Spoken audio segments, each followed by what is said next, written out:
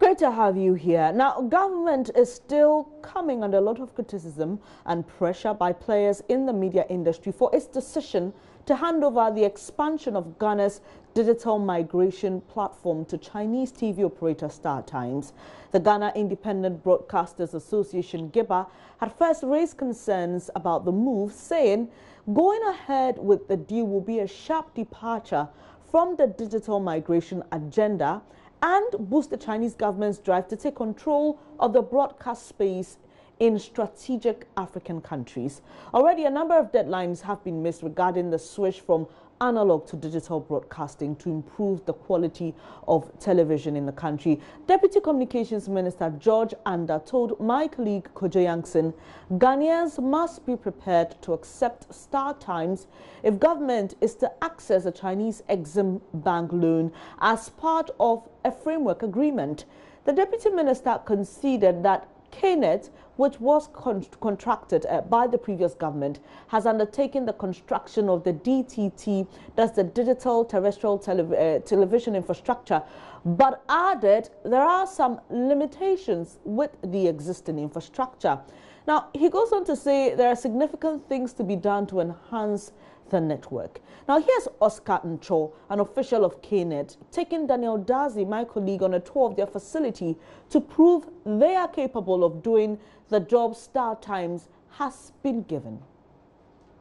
So we need to be able to see how we are faring to assess the performance of the network as it operates. So we have monitors for the various elements, the output of the head end itself, the contributions coming from the broadcasters, how we have them, and then what goes out.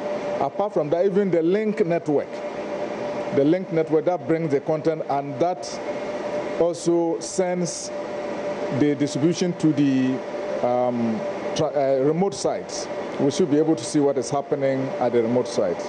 So when we go to the monitoring room, you'll see that bit of it. So the very functional units here are three. This multiplexing, then we have conditional access, which I'm sure you will know the importance. There are occasions when we need to protect the feed. As you will know, we are using satellite for distribution, and satellite, the footprint will be in maybe the whole of West Africa. FIFA will say that we don't want this feed we are giving Ghana to go outside the territory of Ghana. So what do? It means that you have to encrypt so that you be able to decrypt at your transmitting sites and then transmit to your people. So we have that. With the conditional access room, it hides the information from places you don't want it to go. That's right. You will need to have, if it is a smart card, you will need to have that. You have to have a certain decoder to be able to decrypt, and it helps. In digital, it is more acute to offend rights, content rights than in analog. So we are expecting a lot of this as we begin to do the business. So let's do a summary of what you've shown us, so that, because you were sounding a bit technical during the demonstration. Okay. Here in the multiplex machine, you were mentioning that each of these 5 devices here houses 8 channels like JoyNews on TV. Yes. Okay. And this is an extra channel. It is an extra device that can also have 8 channels in there. That also has. Good. So that means that here we have 48 channels. That's true. But we are using 5 in the main and the 1 to back up. Where is the capacity for this to expand, to take more channels? You can see that there are more spaces that are blank. So we only have to introduce more encoders, more of these. If we introduce 1 more, as you said, that means we can have another 8 channels. We introduce another, so we can expand. We have left those spaces for that reason. The expansion is there because there's a rack space for that. You don't need so much more to do this kind of expansion. So as many spaces as we can see here, that means that they can take another encoder, which is the device that houses the channels. That's right. Great. You were also mentioning that some of these channels transmit nationally and some transmit regionally. Yeah, that's true. Good. And all of these are within the encoders. Yes. Can you shed more light on that? Yeah.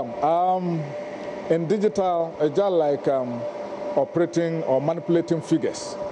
You can process them together, but at the output end we have what we call gateways, and you can use the gateways to assign which channel is for a region and which channel is for national.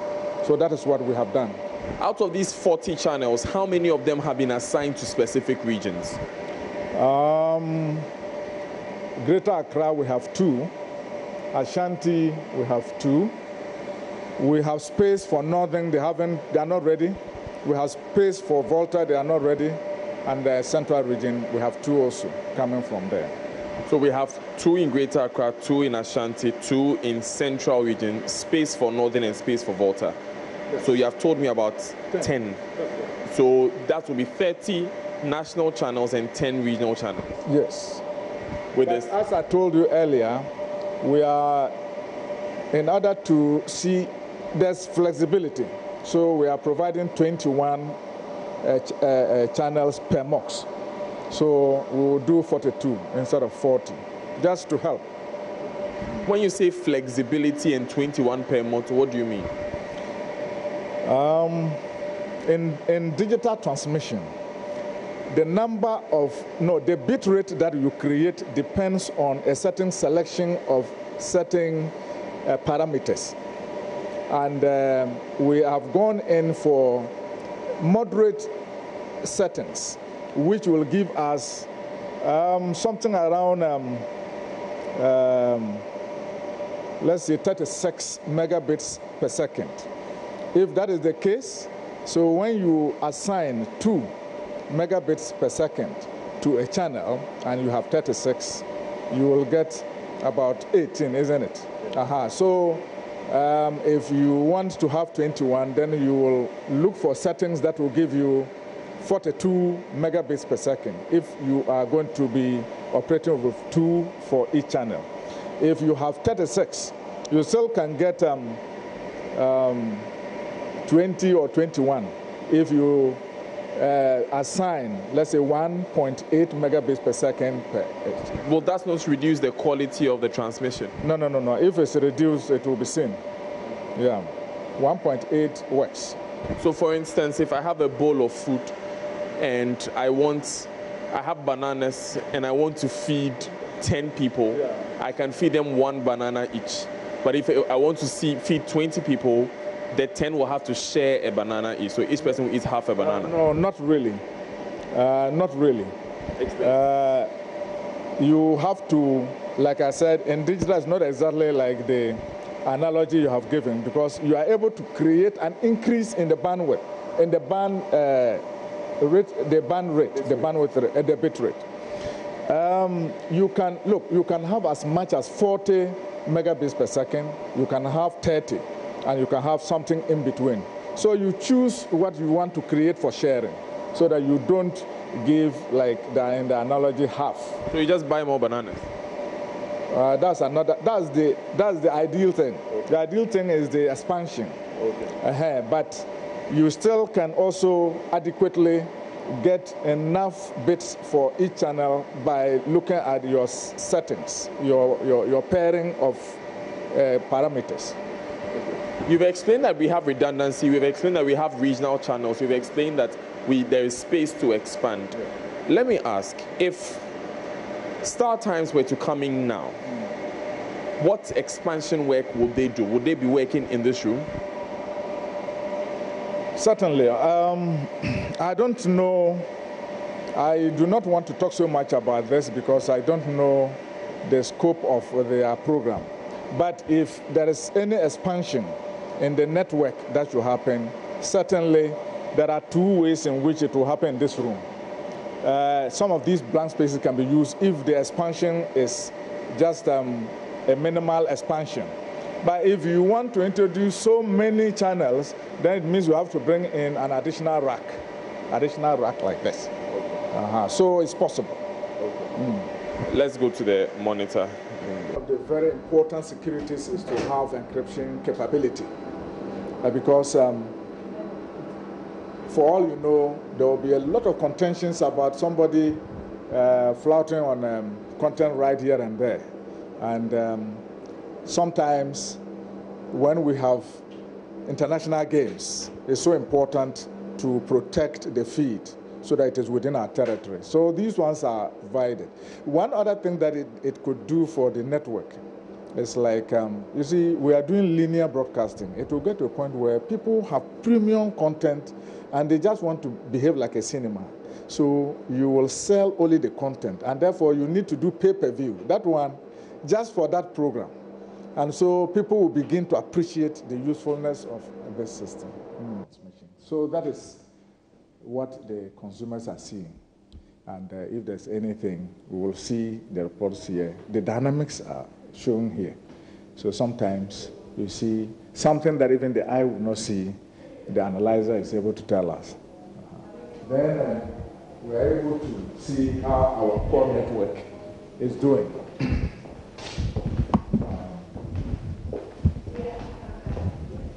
It's refreshing. So, you see, these are all our transmitting sites. Ajankote, Tema, Obuasi, Gambaga, everywhere. And so once they are on air, we see them. The green dot implies that everything is okay. If there is a problem, the green will change to a red. Then our technical staff would poll the systems and then will determine whether it requires a field trip or not. Yeah. These are also the channels coming from the broadcasters. You may have had contribution feeds or contribution links. We give links to broadcasters to be able to carry their content to this place. And so we are looking at them too. Sometimes if it's down, it could be that the link is down. It could be that they have a problem at their end. So this is an IP network. Yeah. Even though we are dealing with digital video broadcast, we also have some IP components that we use to bring in the feed. And by IP, what do you mean? Internet packets. In fact, IP generally means internet protocol. So we use the internet protocol to transport the streams from the studios to this location. Yes, it's easier to carry IP traffic over most of the transmission mediums that we have. If it were DVB are very heavy packets. Yeah, very heavy, and you may need very expensive gear to be able to carry them. We convert them into IP, and they become very easy to transport to their location. Yeah.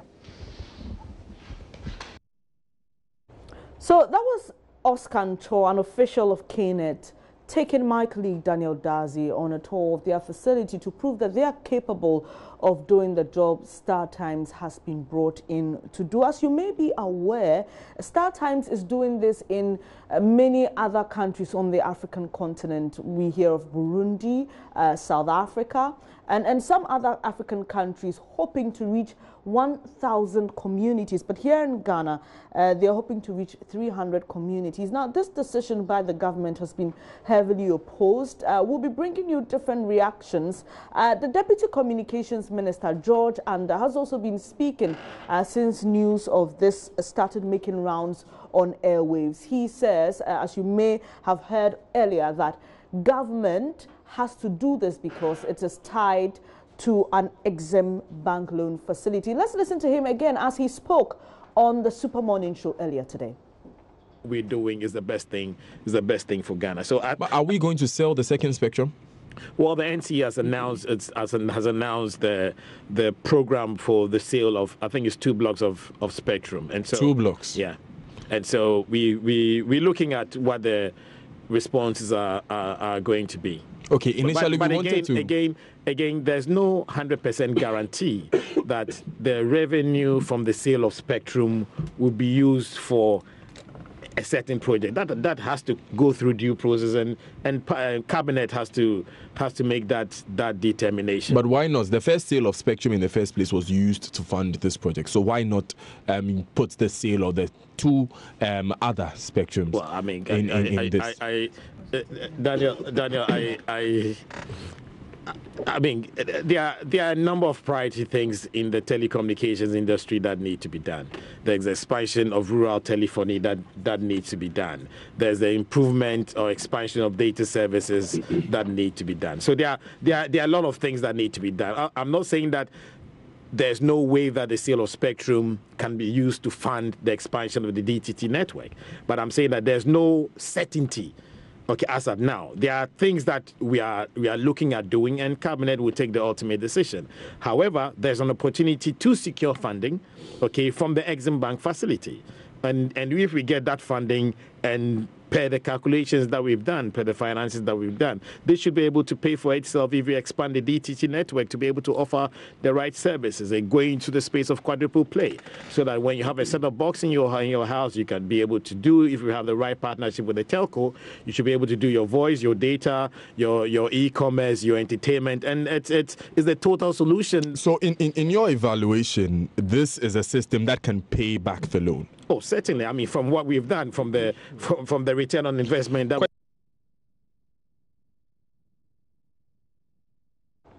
While still defending a government's decision, calling it the total solution, Ghana has missed a couple of deadlines with regards to our migration from analog to digital broadcasting since we signed that agreement in Geneva with the ITU. Shortly, we're likely to bring you the reaction of a minority member on the Communications Committee in Parliament, Mr. Sam George. He believes that it's not as government is putting it, and that their hands, quote unquote, may not be necessarily tied in agreeing to having StarTimes, undertake this expansion with regards to our DTT. They believe that something else can be done with regards to this. We'll be bringing you that shortly. And earlier on the Super Morning Show today, there was some bit of back and forth between the Deputy Communications Minister George and his colleague MP, Mr. Sam George, and we'll be bringing you that shortly. But basically, what you need to know is that the Ghana Independent Broadcasters Association, GIBA, is really opposed to this. We spoke to the president of the association, Mr. Andrews Ninkra, and he believes that government can get money from elsewhere with regards to accessing this Exim Bank loan facility. He also believes that given StarTimes, this deal would also amount to selling our digital space to them and allowing for Chinese quote-unquote dumping their culture, their tradition on us. In fact, in that piece they wrote on this particular matter, they quote the head of StarTimes Burundi, who mentioned at the launch of a similar project there in the country that they were going to transmit kung fu movies, and they were going to transmit other Chinese content down to the people there in Burundi. There's a lot of back and forth on this. We are yet to make a concrete decision on this, as we were told by the Deputy Communications Minister, and we'll bring you a lot more on this definitely in subsequent bulletins.